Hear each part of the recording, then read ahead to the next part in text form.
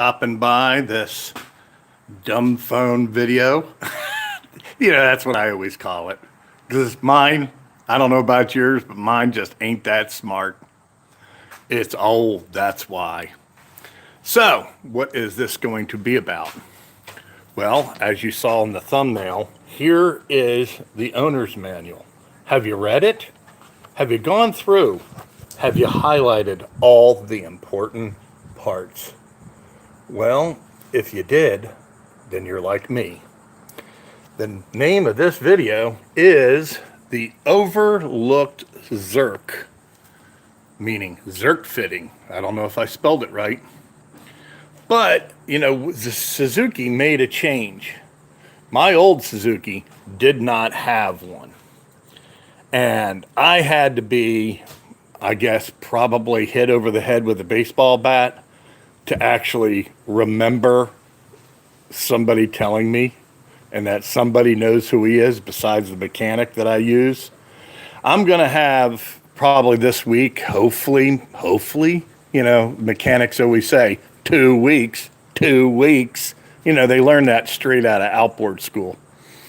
So I'm going to go by the guy that I use, and he usually yanks off my lower unit for me. I hand him a Suzuki water pump, and then he calls me and says, okay, it's done. And I bring the boat by and he shoves it on. Yes, he doesn't shove it on. 2 of them put it on because this is a big bad boy right here. It's got the spacer because it's a 30-inch. But that Suzuki hidden Zerk fitting, if you have a newer Suzuki, it's going to have it because they didn't have it on the older ones, the older models. Because what they're trying to do is help you when you forget to change your water pump, or, you're just going to be a lazy boater. Orwalk can tell you stories about lazy boaters because he's a mechanic who is this channel's #1 contributor, and he's a subscriber, commentor. But I had to be hit over the head I don't know how many times. I'm going to show you where that location is. Okay, here we are. Side of my engine. I got my old Honda cover on because I'm going to be changing my spark plugs here after I get done doing the lower unit. So here you are on your starboard side. Here's your, shaft part. And if you look up under here, I'm going to try to stick this dumb phone up in here. Okay, so give me a second. Okay. Right? You're going to barely see it. Let's see. I'm putting the light on it. Oh, I can't get in there. I can't get in there with my dumb phone. I'm really trying. Okay, there's your shaft. There's your shift shaft. Okay, right there. See, I'm highlighting the shift shaft. And if you go right underneath the cover, let me use my finger instead. Okay, here I'm trying to use the flashlight too. So shift shaft, and if you go right up under here, let me see, right here, right where my finger is, look up under your engine if it's relatively new, and there is a Zerk fitting to put grease in. And what's that doing? That's lubricating. Let me get my fingers out of the way. That is lubricating where your drive shaft goes in to the bottom of the crank or power head, whatever you want to say it. I don't know all these terminologies, but I'm just trying to let you know. I now do it religiously, every, give it a little, just a onesie pump. every, yeah, trim it up. Okay, thanks. But my battery's not on when I just came up with this. Yeah, so that's the location. It's not hard to find. Just look in over here. I got to climb up in the boat and everything, and you'll find it. You'll see it up in there with a flashlight. So then it's in your owner's manual. I read my owner's manual, and I also read service manuals. What grease are you using? Again, I don't know. Just some Lucas waterproof stuff. Was that Orwalk that just jumped in? Did you just jump in there, Orwalk? These messages are coming in and then they disappear really fast. I read my owner's manual and highlight stuff because I just checked the gap. Oh, there he is. There's Orwalk. Kevin Cork, what grease are you using again? I'm just using the Lucas red stuff. I use that pretty much exclusively all the time. Project Farm did a video on greases, and that came to be very highly recommended through his tests. So here it is. It's on my owner's manual at page 93, and Orwalk knows. He had to beat me over the head to remember about this. So there's the picture of it. There's transom for an X, an extra large, transom L. I guess that's, I don't know what that is. The L thing, I guess that's engines that have a tiller maybe. So that's all I'm trying to show you here. Now, when I do have my engine cover off, I've never noticed this here, clutch lever.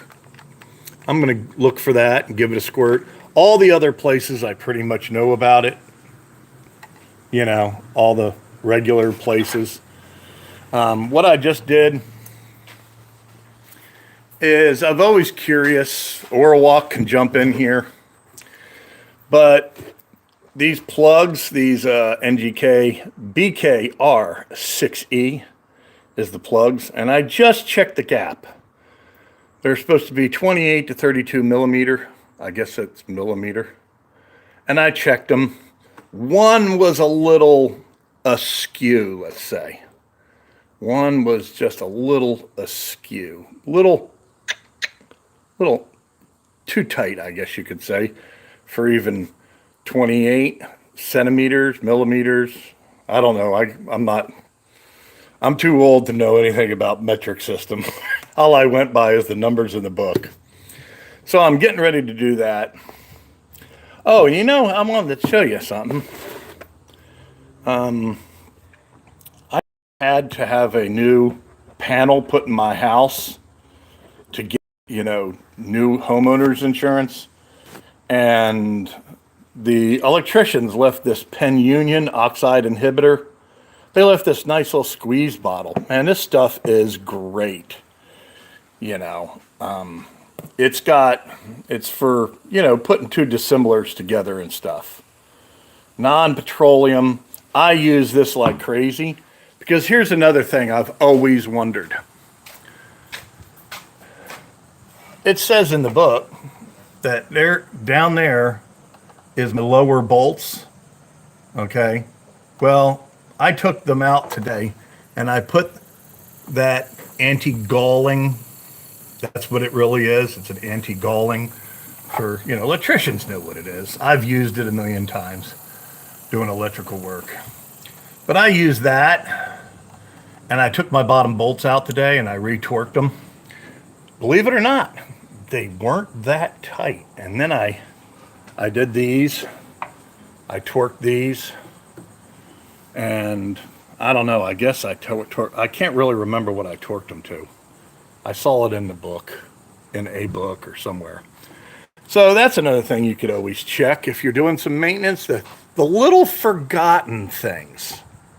You know, just like having the anodes. over here, one that goes in right next to your oil pan. Then there's one down there in the nose cone part of this Suzuki 250. And let's see.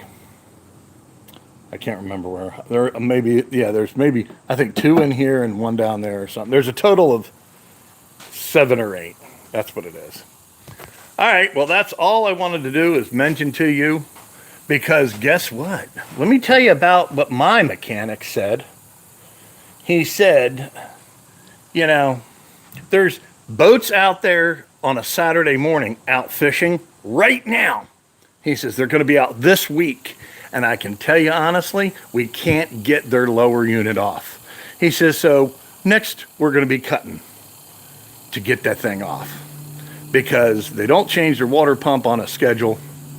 And they got older outboards. They don't have that nice little grease fitting up in there. And he said, they're running on a hope and a prayer.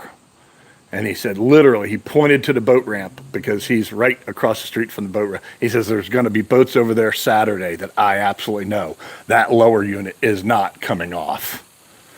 And I went, whoa, man, sounds pretty serious. And he goes, yeah, well, you don't have any problems. You got a fitting up in there.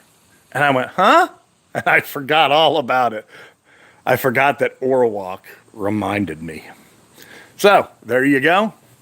That little overlooked on a new Suzuki. That's how Suzuki is. My older ones didn't. They changed it. They made an improvement. So there you go. I'll talk to you on the next one. See ya. How do I get the hell out of here? I can never remember.